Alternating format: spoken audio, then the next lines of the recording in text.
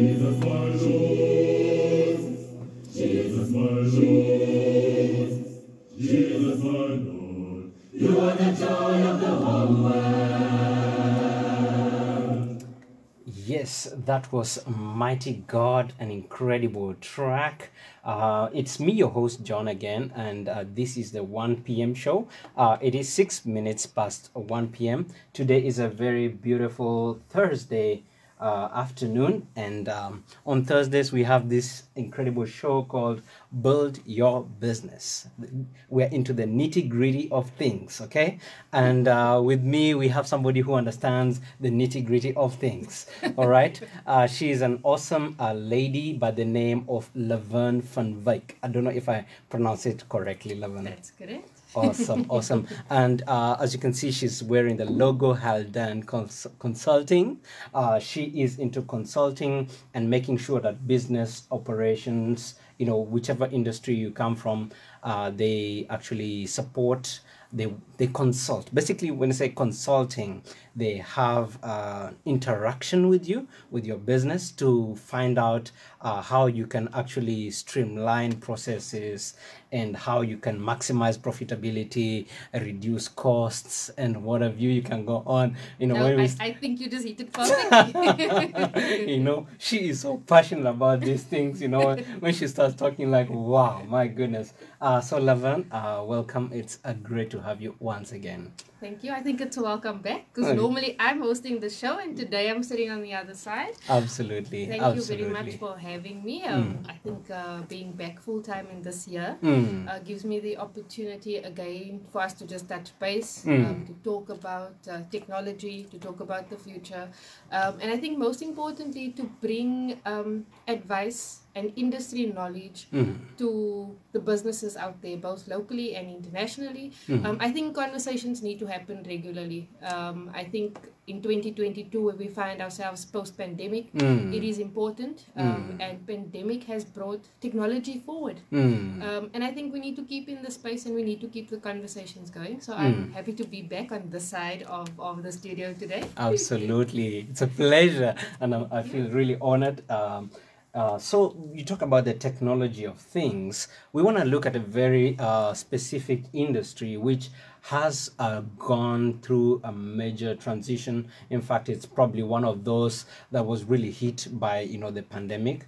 I'm just going to introduce it briefly. So the retail industry has undergone a significant amount of change in the past decade. The introduction of e-commerce as a serious threat to brick and mortar shopping has caused massive ripples. I mean, we're talking about, what do they call that word? There's a word I'm looking for when you're disturbing things, you know. Disruption, exactly. And large and small companies alike are being forced to pivot and shift into new directions. E-commerce is now a staple in the industry, and we're beginning to see new technologies and innovation respond. For multi-channel retailers, click and collect shopping is another trend that has become quite popular. And I think here in SA, we've seen that, you know, quite a lot. Not too long ago, we had a guy by the name of Sylvester, and we were talking about, you know, drop shipping and stuff like that, which is something that, you know, is a word that's been coined, but this is something that's been happening already. You know, drop shipping is not really new, but it's just gathered momentum just before pandemic, during pandemic, and post-pandemic. So we want to talk quite about a few things about a retail industry and technology. I want to find out what your perspective is on post-pandemic retail. How do you think this industry is going to look like the more we go on into the future? Okay, I think that's a very big question, and as you know, I can go on talking, so stop me at any time. Yeah. I think just for the record, again, I'm from the technology side. I served my time in retail many years ago as a sales assistant. So my perspective and my opinion is really just that, based on trends, based on my experience. So let's just take a step back. What is e-commerce? Okay, we hear the word and we use the word loosely, and some of us, we actually don't even know that we're part of the process, right? So you get different types of e-commerce. E-commerce is business to business. You get business to consumer, which is most popular now. That's your Amazon Take-A-Lot, your 60 Checkers app. That's business to consumer. And then you get consumer to consumer. Typically, one of the most popular ones would be Marketplace on Facebook. So that's a very common one. That's me selling something to somebody else using the Facebook platform. So e-commerce is basically just an online platform for us trading goods and or services, right? The retail industry specifically, as we knew it, was a shop that you would go to, meaning get dressed first, get in your car, go to the shopping complex, go to the shop, go and see what they have available, and then select the item, go and stand in the queue, and then you purchase. Retail has changed. It's been disrupted. You've mentioned it. And I think COVID or the pandemic obviously had a big impact on that. I think we also have to be realistic and say post-pandemic, okay, we didn't realize how much time we spent getting dressed, getting in the vehicle, and driving to the shop. Absolutely. Personally, I love the fact that I can sit behind my PC and shop.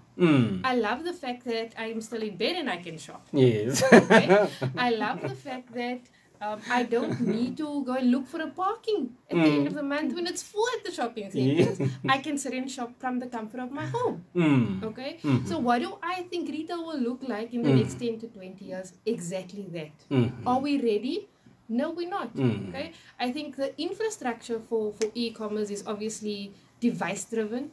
It is internet connectivity driven, and it's also based on the offerings out there. We've seen the big shift. If we just talk about I don't like mentioning brands, but I think if we just talk about our experiences, if you used to shop at Foschini, the TFG group, you would normally go into their store, right? Now you have the option of going into their store or ordering online. And that was exactly what the pandemic brought about. The big shopping centers or the big shops or retail shops definitely had to look at their online strategy. Some of them had it in place. It was just bringing the execution forward a little bit. Some of them didn't have it in place. And they obviously realized that this is so much value to the business.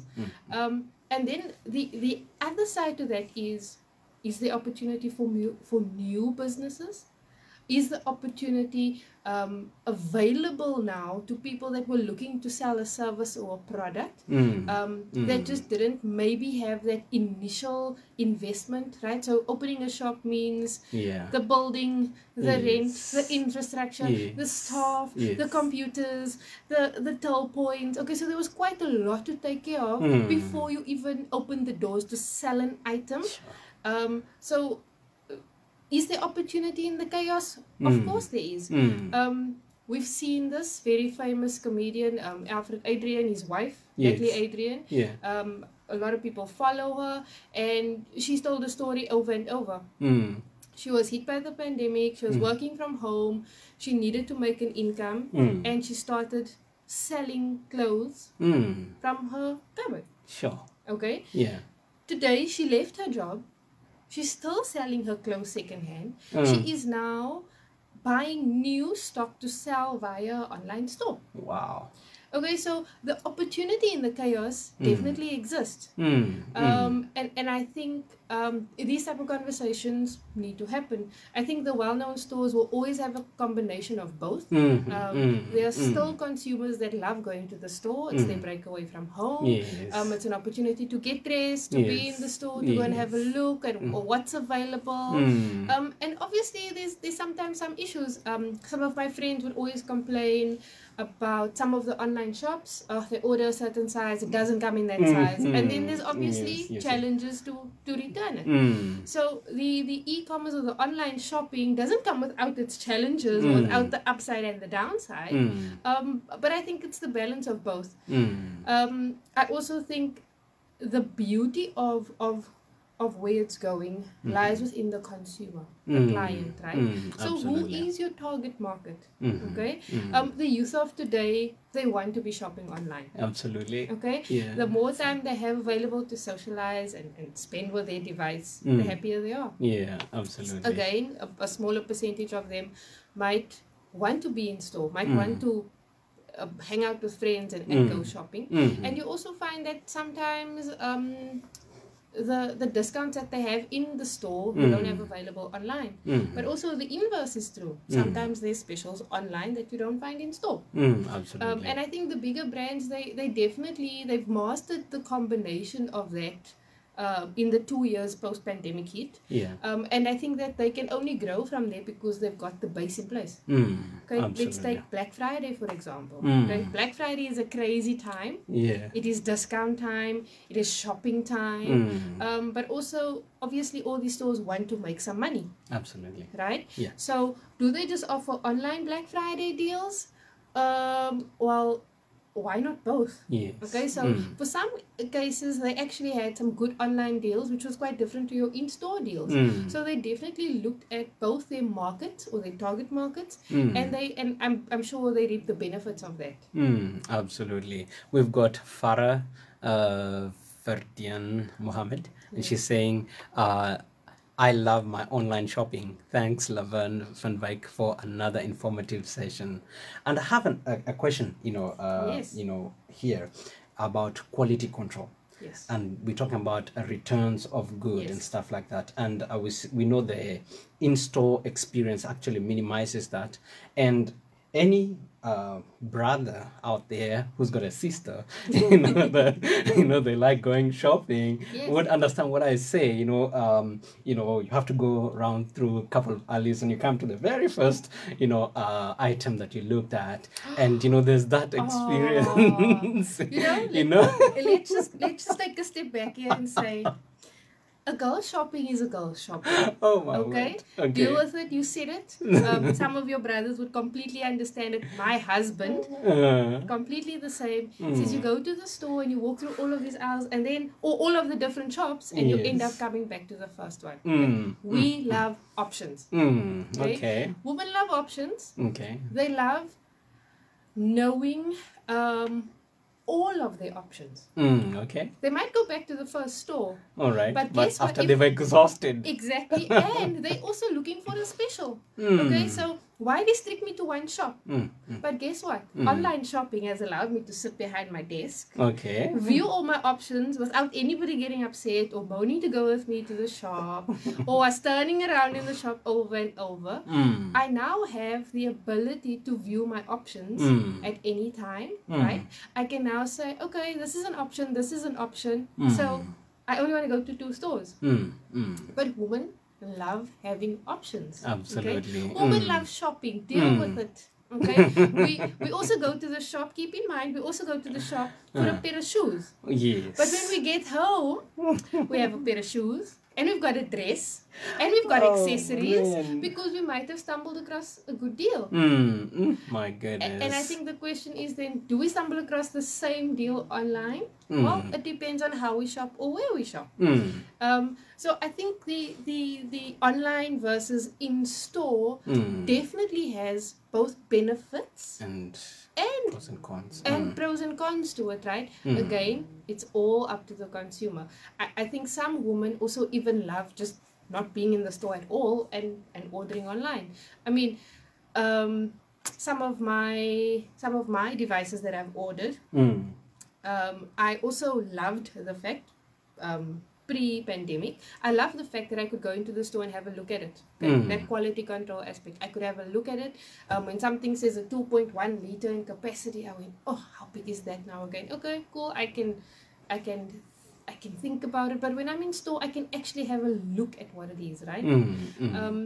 And that part of the shopping is really what's also missing on online. Okay, what I think that's going to look like in the future, I think in the future, when you look at an air fryer, you're actually going to get a 3D model coming out at you, where you can actually see the size. Okay, that's not impossible when you look at purchasing an aircon, for that matter. Okay, what does it look like? Is it longer in length? What would it look like on my wall? In the future, you'll be able to take a photo of your device and put it over your wall at home. Wow. Okay? We can already do this with a paint purchase. Okay, we can already do this with paint. I'm not going to mention brands, but you can already take a photo of your wall, pick the color you want in the shade that you wanted. Okay, this is you sitting at home. You haven't gone to the paint shop yet. Wow. Okay, and that's the beauty of technology moving retail forward. Wow. Retail specifically again in fashion. I think retail as well with fashion trends. Okay, so designers, we see different designers as well. We see them live out their creativity through their designs. But a lot of what they do is based on research. Okay, and I think a lot of designers, because of the online presence, the consumers get to articulate their opinions, whether they love the trend, whether they don't love the trend. Oh, I love this color, do we have more of that? And that's an immediate response in terms of research. Research that is a very, very important, if not the base of where we go to next.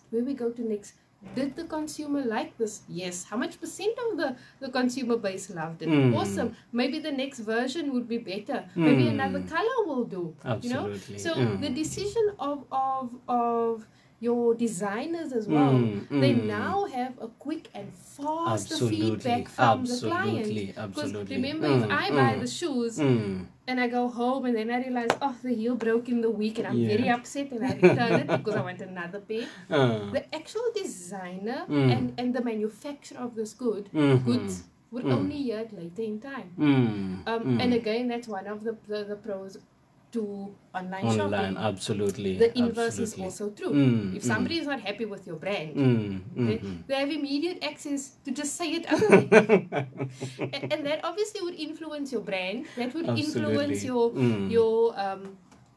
growth. It might have an impact because somebody was influenced by this comment, and we see it all over on social media. Okay? If somebody is not happy with something, tweet it quickly. Oh tweet my it, word. Facebook, it's there, it's available, and it allows everybody to have an opinion. Sure. Power of technology. The power of technology is amazing, but it can also come back to bite us. So we've got to make sure that what we put into the world is of a good quality. Well thought out. Well thought out, and I think we also have to be open to criticism. And I think in managing your customers, that's your CRM, once something is out of spec, as we would call it in manufacturing, or it's not a good quality product, or the quality we expected, then we must be able to go back to the table and fix it. Absolutely. Okay? I think price is important too. The price you pay for a cell phone in store compared to the price you pay for the cell phone online. Should it be the same? I'm not going to get into that conversation. There's different thoughts and different opinions, but that does leave room for those kind of conversations and questions and answers. I think for somebody to start a business online, I think that's starting from scratch is completely new, right? So immediately the upfront investment is no longer needed. Ease of entry of entry into the market.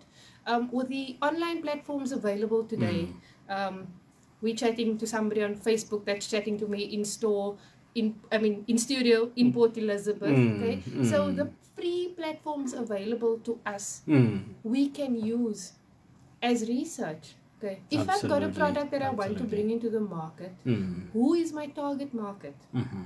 Do the research, use the platforms. Once I've established who is my target market, how am I going to sell this to them? I've got this little box that I want to try out. There's free e-commerce sites available. They are limited. Yes. But I think for entry, they're doable. Today, you can do your own website within an hour. Yeah. They're free. Yes. But limited. Okay. So I think there's a balance. If you're just looking for entry into the market, you first have to ensure that you've done a research. Okay. Absolutely. And know your niche, know your market, know what your product is, know what the value add of your product is, and already identify what makes you different. Absolutely. Okay? Then use the platforms available, because the cost to entry is then now minimal. Okay. And once you've established, let's call it your consumer base, and then you can think about growth. Okay. The limits that I have on these free sites, is there other potential? Is it time for me to move bigger? Okay, because with moving bigger and moving stock means storage. Okay, absolutely. And then again, just using Natalie as an example, I follow her on Facebook, of course, and she always tells a story, right? But just using her as an example, she started this with her own second-hand clothes. Okay, and then she made that decision to leave her job to do this full time, right? And then she introduced new things to online store. She brought in wedding gowns. Okay? It was a passion of hers that she wanted to do. The objective was to get wedding gowns to the consumer at a reasonable price. That's what she did. She also then went and looked for other products, headbands, for example, boosting the local economy. She got her headbands from a local supplier, okay? A lady that makes them at home. So there is definitely potential out there for smaller businesses to make it into the market. Absolutely. Whether you're making headbands at home, whether you're making bracelets at home. I love the beading that we sometimes find on the side of the road. So we don't find them in a lot of places anymore. So but true.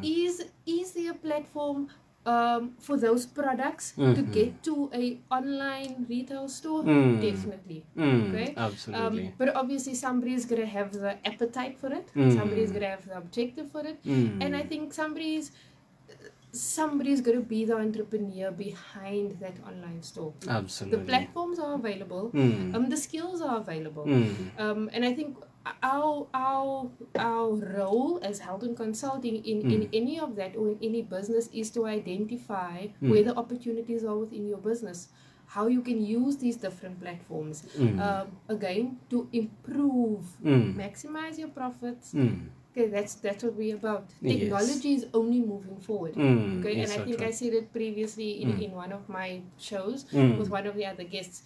We've got to embrace technology for the future.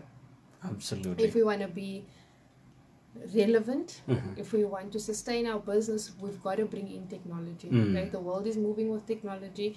We see it in all the industries. Some industries just more disrupted as others. Absolutely. But we see it. I can't speak about the Checker 60 app. I think in my first interview I mentioned that I'm sitting at home and I can already plan my shopping list without me getting in a car, spending the very expensive petrol at the moment, looking for the parking, fighting with the parking guy, getting into the store, then getting my things, or realizing that they don't even have it in stock. And then I get home with half my list. I can sit at the comfort of my own home, watch my favorite TV program, tick off the items on my list, and guess what? In the next hour, my goods have arrived. There you go. I even know that they don't have it available within the half an hour. Sure. Okay, absolutely. So there's It's very definitely powerful.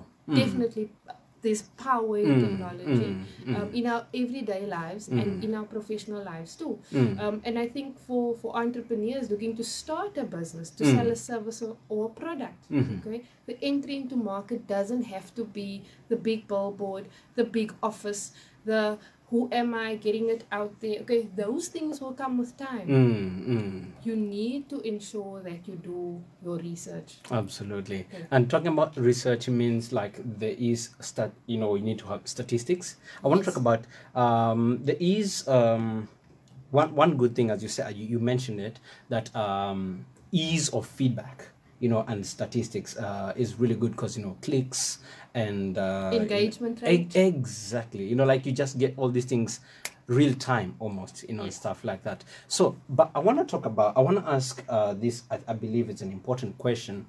Brand, okay? Because when you're branding, because there's gonna be different. We're talking about the brand experience and stuff like that in store and online. I want to ask with with the power of technology, and you can see flexibility and all the dynamics that it introduces, the good and the not so good. How does a store which was probably brick and mortar, they've been established 20 something 30 something years, they're doing well, and now there's this disruption that they have to move into technology, and they need to have an online store and stuff like that. They have to engage with e-commerce. How do they maintain the brand? What are some of the things that somebody who's wanting to go online, what should they do to still maintain that sort of quote brand experience or whatnot? Okay, so this company exists already, this business exists, Yes, right? So yes. this business would already have a pool of clients. Okay. Absolutely. Now, this pool of clients in today's life, and I'm just going to use an example, Yes, would have a Facebook page or LinkedIn page for the company, and we find our clients on the social media platforms, whether it be Facebook, Twitter, or LinkedIn. Okay? Some of them we won't find because some of them don't have social media platforms, and that's okay too. That's what we've got WhatsApp for. So I think you've got to know your business, you've got to know your client, right? Your brand. What is your brand? Yes. It is an articulation of your business, right? It is a logo, it is a name. If we think about Nike, just do it. Yes. Okay? Yes. In today's life, all Nike needs to do is put the tick somewhere and everybody would know that's Nike. Identify it. Yes, Exactly. they can identify it, right? Yeah. So the exact same goes with your brand management, right? Your brand management is linked to what we see all the time, the language that's used when we see that company, right? Okay. And with that management also comes the quality of the service. Whether it be a product that you're selling and I delivered it on time, give the opportunity for your client to say, well done. Okay, incentivize them to say, well done. If I get 5 people to review me, you're going to a lucky draw. That's how you get the feedback to manage your brand. Okay. All right. And brand management is a broad topic too, because Yes, there's different ways to do it. Yes. And the details of how to do it, I'm not going to take all credit for that, because that's a big marketing discussion on its own. But I think that you have to be aware of when you wear your brand, you have to speak a certain way. Okay. You have to present yourself in a certain way, right? Absolutely. And when you read about your brand, which means you are preparing some content that it's typed, okay? You have to type your conversation or your content in a certain way. Absolutely. Because you have already established your brand at a certain level, right? And let's say that level is not at a high level, it's at a low level. The question you've got to ask is, how do I get my brand to a higher level? Absolutely. Okay. Yeah. I've got to put my brand in the faces of my client all the time. That's marketing. I've got to ensure the message that goes with my brand is a positive message. It's something that people will remember. Okay. With it comes different marketing plans and different marketing strategies. And if I can just go back to the Rugby World Cup, for example, Yes. hashtag stronger together. Yes. Everybody remembered it, Yes, right? That's a marketing technique. So you have to, with your brand, have a plan. Absolutely. Okay, your brand, your image to your brand doesn't happen overnight. It's a build, but it's also the quick response to your brand that helps the image of your brand. Again, that's a full marketing conversation. That's not my niche. We do offer the service.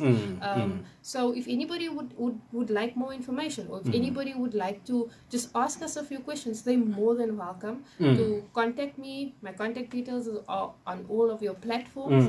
But the idea is really that we start this journey with you. Who are you? Who do you want to be in the space? Okay. What is the message you want to bring across? And the end goal is, I keep pointing to my t-shirt because this is my brand. Yes, right? it is. Absolutely. The end goal is, like I said with Nike, some of their products don't even have the words, just do it. Okay. Some of them have do it. Yes. but some of them only have The the tick. actual logo, and we all know what that means. Okay, they've managed to get that brand to where it is today through strategies thought out and implemented. Okay, so the end goal for us is for you to see the eye and to know that's Helden. Absolutely, absolutely. The end goal is for people to see your logo, know who you are, and have a smile on their faces. Absolutely. And then maybe just one last parting question, which I believe is really core and crucial. There was a study that was done, I think, in 2018, and they found out, this is just in the US only, that the retail industry was a $6 trillion industry just in the US, and we're talking about worldwide, disruption. So in terms of ease of cash flow or transaction, how is that translated when it comes to e-commerce? Is it slower, faster? What are some of the changes? What are some of the implementations that somebody can actually put in place to have a quick, seamless online platform? Okay, so there's a few costs. Okay, so a few platforms are freely available. Like I've said, they are limited. But some of the costs people don't really talk about is, so if I've got a product and I'm just gonna call it blue t-shirt, okay, the first thing you want to do is register a website that you need to link to e-commerce, right? So that in itself, bluetshirt.com is a domain. Okay, so now I have to find out, is this domain freely available, or do I need to go and buy it? That's a minor little cost. Okay, and once I've bought it, I either buy it for a month or I buy it for an entire year. Yes, that's a little cost. Okay, now do I have the capability to put this little website together myself? If not, I've got to pay somebody to do it or to help me. Yes. That's a little cost. Is my product readily available? Or am I going to incur inventory costs? Okay. So to get onto the e-commerce, the platform exists for free, but there's underlying things that you need to put in place. Am I going to launch this business without a logo? I don't think so. Am I going to launch this without a name? I don't think so. Okay. So there's definitely legal things that also need to happen in terms of registering your business. That comes at a little cost. It's not expensive, but it comes at a little cost. The design of my logo, if it's something very simple, I can get it for free. I'm not going to pay for it, okay? But the design of my logo, if I can't do it myself, I'm going to have to pay somebody to do it, okay? And then that's just setting up. So it can be a minimal cost or a rather expensive cost. Again, it depends on where you want to go and the product that you are selling, okay? If I'm selling a very expensive product, I need to take into account, again, the first thing that somebody is going to see once I'm entering the market is my brand. Absolutely. And we can't be shy of spending that bit of money on the brand. Okay? Absolutely. Because if you're entering the market, there's already competitors and you're fighting against that. Sure. And I think that's quite important. And then once I'm in there, what is my value proposition? What makes me different?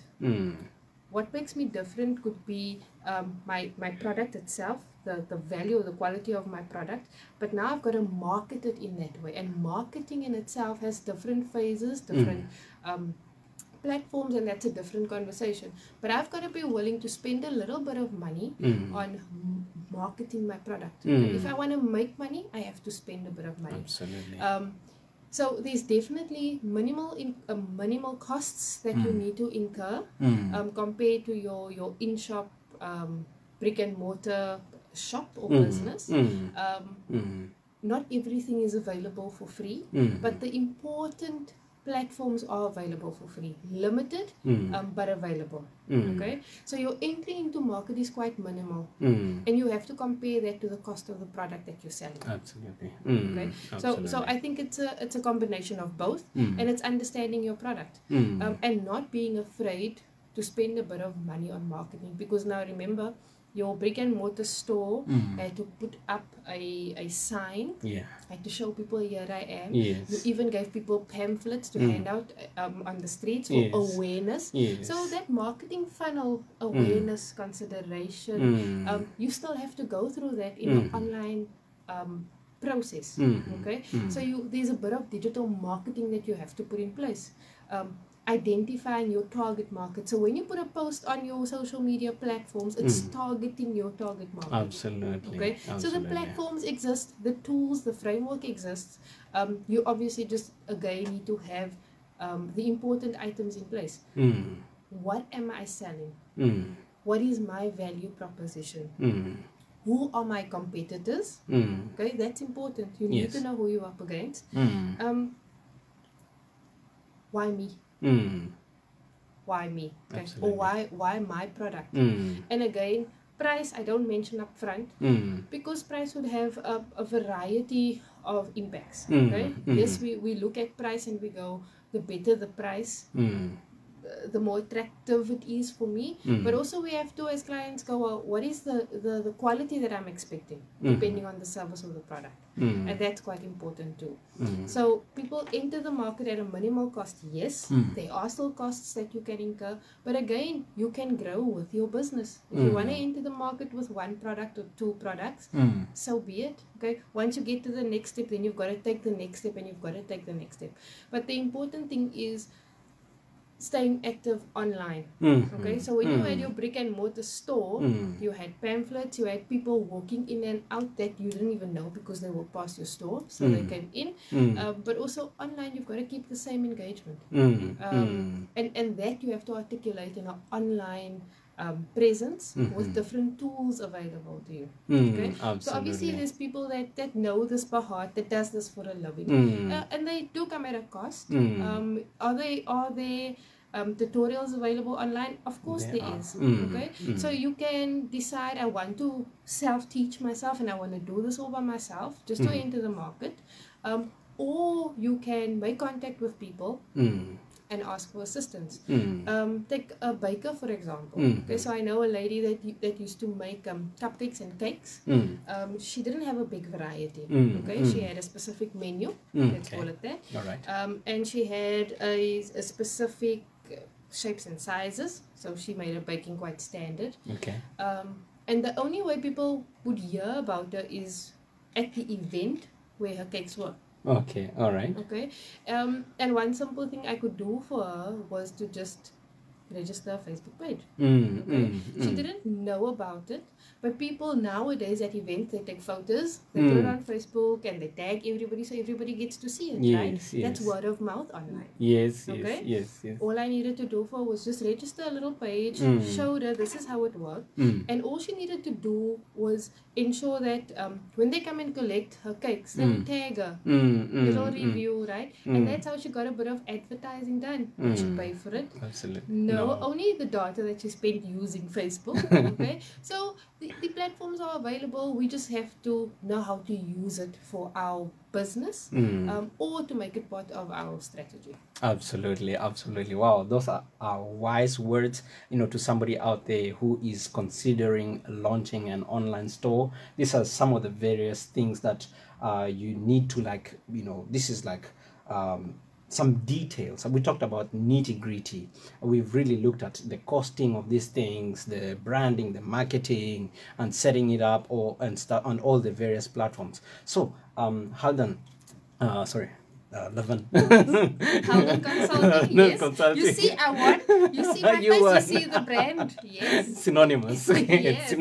Well, so I want to find out, in terms of future prospects, all right, would you recommend this as something, somebody who wants to go into retail and maybe don't have huge amounts of capital? Would you recommend this path? Definitely, without a doubt. The online option also gives the person entering the market more option. Okay, again, I'm going to refer to Natalie. She sits in Joburg, so her opportunity to sell has just improved because she can deliver anywhere in South Africa. Okay, so if you are physically focused on the shop in Port Elizabeth, you have limited yourself. Once you start off online, you have already opened the opportunities for you. And it all goes back to what are my options, okay? And if I'm looking to penetrate the market, if I'm looking at a smaller market, the penetration percentage needs to be high. But if I've got this entire South Africa, then you don't have to. Yeah. You know, and that allows you to plan and say, you know what, I want to first build my brand around people that know me or locally would say, oh, you in PE, and give them time to review my products. But at the same time, people in South Africa would be able to get my products. Okay, so I would definitely recommend it to anybody looking to get into retail. It is a minimal cost into market. There's still some costs involved, but it's a minimal cost compared to setting up a shop. Now, that is not the only way. Okay, again, if you look at the big brands, they've got the combination of both. But if you are starting out, you need to build that brand. Absolutely. Absolutely. Well, unfortunately, time has run out, but this is just like an amazing conversation. We always promise you quality conversations. We want to bring value to you, and well, we hope that you've taken something out of this conversation and implement it in your in your strategies. You know how to go about online setting up that online shop. Well, as you heard it from the expert of consulting, go ahead. You got the green lights.